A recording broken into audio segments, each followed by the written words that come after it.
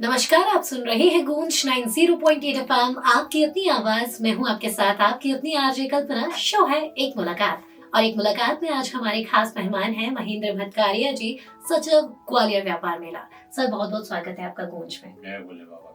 जय बोले की। सर, आज हम आपसे बहुत सारे प्रश्नों के बारे में जानने वाले हैं, स्पेशली मेले को लेके बात करूं, लेकिन हम ये चर्चा शुरू करें उससे पहले मैं आपके बारे में जानना चाहूंगी, आपके सफर के बारे में। सामाजिक सेवा में आप लगातार कई सालों से कार्यरत हैं, तो इस सफर की शुरुआत कैसे हुई? ये सब बाप मेरे माता पिता का आशीर्वाद और अचलनाथ महादेव की कृपा से जी। ये प्रेरणा मेरे को मिली है। बाबा के अचलेश्वर मंदिर पर पहले 108 गरीब कन्याओं की शादी होती थी। उसमें जब मैं सूचना सचिव पद पर नहीं था मंदिर पर, तो मैंने देखा था कि वहाँ पर लोग बाग 108 शादियों में भी आपस में बंदर बांट की तरह कूपन बांट लेते थे और हजारों की संख्या बाहर लगी रहती थी। इस बीच एक अम्मा थी 90-95 साल की, और उन्होंने आकर मेरे चरणों को स्पर्श किया तो मैं नीचे से ऊपर तक कब गया। उस दिन से मैंने प्रेरणा की कि जो भी होगा, जिसकी भी जैसे मदद होगी मैं करूंगा। फिर उसके बाद मैं अचलेश्वर न्यास के सब पदाधिकारियों से मेरा 3 दिन वाद विवाद चलता रहा और उनसे संघर्ष में करता रहा। जब जाकर अचलेश्वर न्यास के पदाधिकारियों को सद्बुद्धि आई और उस सद्बुद्धि के कारण उन्होंने मेरे साथ चर्चा की। उस साल 1288 गरीब कन्याओं की शादी ग्वालियर व्यापार मेले में हमारे अचलेश्वर न्यास के द्वारा और हमारे बाबा की प्रेरणा से हम उसमें सहभागी बने, इसलिए हुई। और ये एक बहुत अच्छी बात है, क्योंकि समाज से हम सभी लेते हैं, लेकिन जब समाज को देने की बारी आती है तो कहीं ना कहीं हम सब अपने पैर पीछे खींच लेते हैं। लेकिन इस भागती दौड़ती दुनिया में याद रखिए, समाज ने अगर आपको कुछ दिया है तो आपकी भी जिम्मेदारी है समाज को वो चीज वापस करना। सर, बात करूं आपकी, क्योंकि हर सफर में कोई ना कोई प्रेरणा स्रोत होता है, कोई ना कोई ऐसा व्यक्ति होता है जो आपको लगता है कि इन्हें देखकर हमें आगे बढ़ना चाहिए। ऐसे में आपके इस सफर में आपके प्रेरणा स्रोत कौन रहे? जी देखिए, ऐसा है, मेरे प्रेरणा स्रोत तो पहले मेरे माता पिता हैं जी। जिन्होंने मुझे जन्म दिया है। संसार में माता पिता से बढ़कर कुछ नहीं होता, और माता पिता की जो सेवा करते हैं, माता पिता की सेवा करने का मतलब है ईश्वर की सेवा करना। बिल्कुल। आपने देखा होगा, भोले बाबा सबको बांटते और खुद नहीं लेते। तो ये सब मेरी अचलनाथ बाबा की प्रेरणा से मुझे मिला है, और मैं उन्हीं के आदेश के पालन करता हूँ। जो मुझे बाबा कहते हैं मैं वही काम करता हूँ। जी। और यकीनन ऐसे ही बहुत सारे ऐसे लोग हैं जो कहीं ना कहीं से प्रेरणा लेते हैं। आपको सोचने विचारने की जरूरत है, क्योंकि इस दुनिया में हजारों लोग अच्छे काम कर रहे हैं। कब आपको कौन आपके प्रेरणा स्रोत बन जाए आपको पता भी नहीं चलेगा, लेकिन अच्छे काम करते रहिए, आगे बढ़ते रहिए। सर, जैसा कि आप ग्वालियर व्यापार मेले में सचिव के तौर पर कार्यरत है, ऐसे में मैं जानना चाहूंगी सर कि आगे आने वाले समय में ग्वालियर वासी कितने समय में एक्सपेक्ट कर सकते हैं कि ग्वालियर व्यापार मेला हम 2024 देख पाएंगे? ग्वालियर व्यापार मेला इस बार श्रीमन महाराज साहब की देन है, और आज से 115 साल पहले सिंधिया राजवंश ने एक छोटे से सागर ताल पर ग्वालियर व्यापार मेले की शुरुआत की थी। उसके कुछ दिन बाद उनने, आपने देखा होगा, इटालियन गार्डन के बगल में जो दुकानें बनी और जो मेला बना, फिर उसके बाद मेला वहां लगा। उसके बाद श्रीमन महाराज साहब के मन में जो भी विचार आया, फिर उन्होंने इस ग्वालियर व्यापार मेले की उत्पत्ति की। इस ग्वालियर व्यापार मेले में ये अंतर्राष्ट्रीय मेलों में आता है। पहला मेला आपका दिल्ली का प्रगति मैदान है, दूसरा अपना ग्वालियर व्यापार मेला है, तीसरा मेला एक हैदराबाद में लगता है। इसके बावजूद तो जो मेले लगते हैं वो मेले नहीं होते, छोटे छोटे मेले के रूप में होते हैं।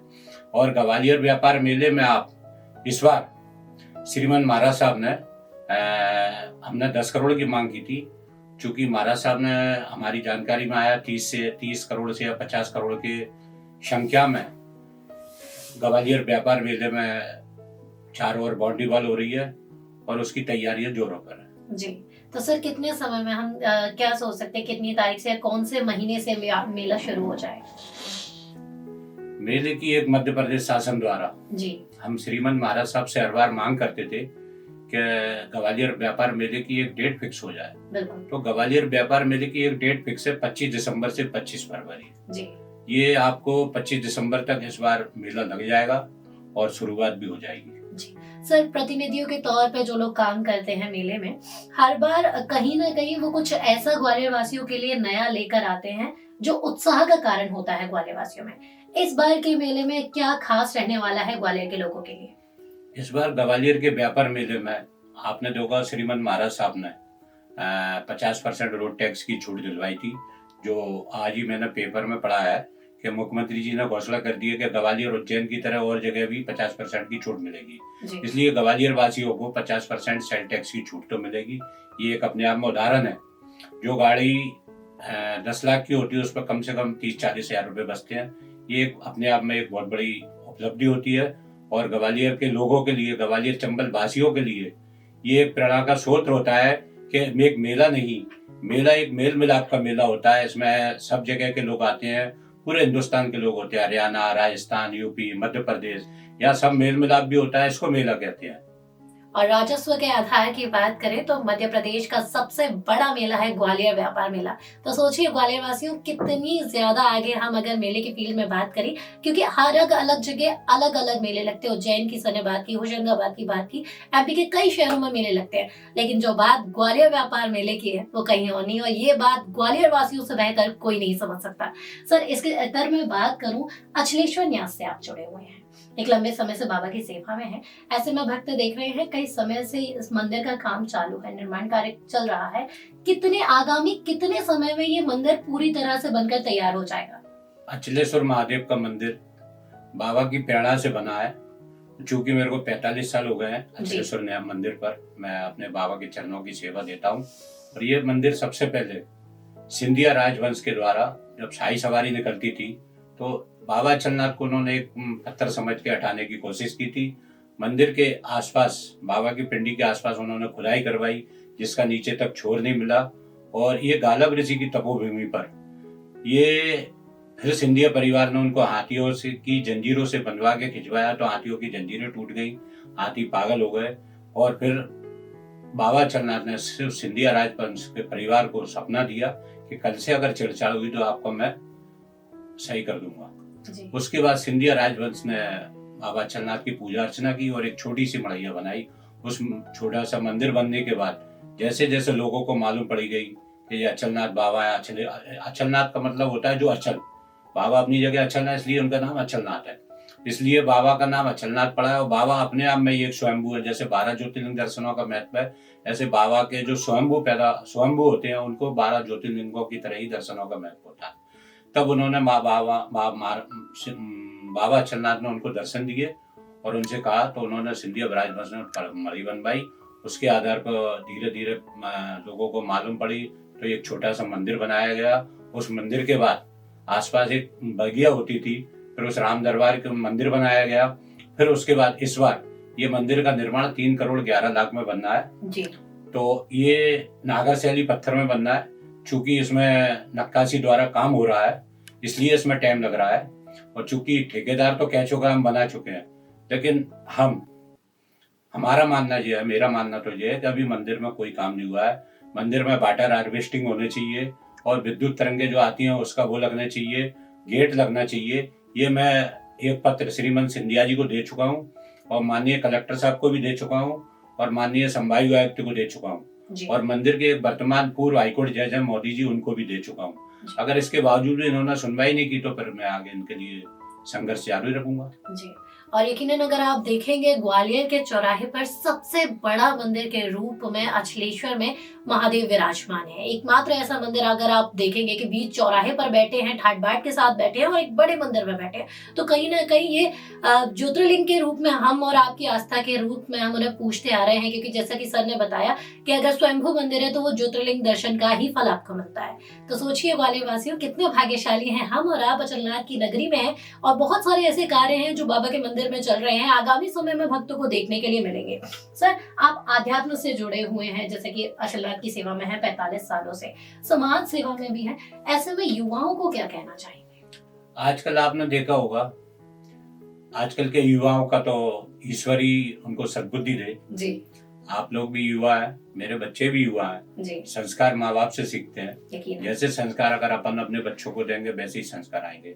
आजकल आपने देखा होगा, ये बोल सकता हूँ मैं, आजकल के फैशन के दौर के मैं, क्योंकि मेरी भी 2 बच्चियां हैं और बड़ी बिटिया मेरी डॉक्टर है और छोटी बिटिया पीएचडी कर रही है, बेटा मेरा एमबीए कर रहा है जी। तो बच्चों को आप जैसे संस्कार देंगे वैसे ही आएंगे। मैं युवाओं को ये समझाना चाहता हूँ कि चकाचौंध में न रहे, भाग दौड़ में न रहे। अगर आप बचपन से ही संस्कार रहेंगे, माँ बाप की सेवा करेंगे और माँ बाप के चिन्हों पे आधारित चलेंगे, तो आपका दिन दूनी रात चौगुनी तरक्की होगी। अगर आप आधुनिक और जो आजकल देख रहे हैं, आप गरबा के नाम पे देखिए, आप पहनावा, उसके भी मैं लोगों को समझाता हूँ, बच्चियों को, कि बेटा मर्यादा में रहना चाहिए जी। और अच्छा है, खेल कूद करो, डांस करो, ये अच्छा है कि अपने स्वरूप नौ दुर्गों में माता के स्वरूप को याद करो, ये भी अच्छी बात है। लेकिन कपड़ों के प्रति जरा अपनी संवेदनशीलता बनी रहे, तो इसके लिए मैं उनसे आग्रह करता हूँ, अनुरोध भी करता हूँ और अपील भी करता हूँ आपके इस गुण चैनल को, और इस गुण चैनल को साधुवाद देता हूँ और चलना से प्रार्थना करता हूँ कि इस गुण चैनल को दिन पर दिन रात चौगुनी तरक्की दे। और जो युवा है और जो आजकल आधुनिकता में बह रहे हैं, उनसे निवेदन है कि अपने मूल वापसी में आए और खान पान में सुधार करें, पहनावे में सुधार करें, बुद्धि की सोच विचार अच्छी रखें, जिससे आपकी तरक्की हो। यकीनन, और आजाद रहिए विचारों से, पर बंधे रहिए संस्कारों से, क्योंकि जितना आगे आप जाएंगे, भले ही आप सोच खुली रखिए, लेकिन याद रखिए संस्कार सबसे बड़ी चीज है। आगे लेके चलिए, आगे बांध के चलिए और सबको साथ लेकर चलिए। सर, आज हमने आपसे कई सारी बातें जानी आपके बारे में, ग्वालियर व्यापार मेले और अचलेश्वर न्यास के बारे में। जाते जाते ग्वालियर वासियों को क्या कहना चाहेंगे? ग्वालियर वासियों के लिए कि मेरा निवेदन है कि आप ग्वालियर वासी, कम से कम 18-20 लाख की जनसंख्या तो है, बिल्कुल। उन ग्वालियर वासियों से निवेदन है कि ये ग्वालियर शहर एक अमन चैन शांति का देश रहा है और शहर रहा है, लेकिन वर्तमान स्थिति में आप लोग देख रहे हैं, बांग्लादेश की स्थिति देखिए, पाकिस्तान की स्थिति देखिए, केरल की स्थिति देखिए, आसाम की स्थिति देखिए। ये भाईचारा बना रहे, ऐसी मैं कामना करता हूँ ग्वालियर वासियों से। लेकिन धर्म के प्रति आप अपने अपने धर्म के प्रति सजग रहें, और धर्म है तो आप हैं, लेकिन ग्वालियर चंबल संभाग में बाबा चलनाथ की कृपा से अमन चैन बना रहे। बिल्कुल, और धर्म रक्षति रक्षता, याद रखिए, आगे बढ़िए। Thank you so much sir, आपने अपना अमूल्य समय हमें दिया। आपका बहुत बहुत धन्यवाद, बहुत बहुत जय भोलेनाथ, जय चलनाथ, जय महादेव। जय महादेव।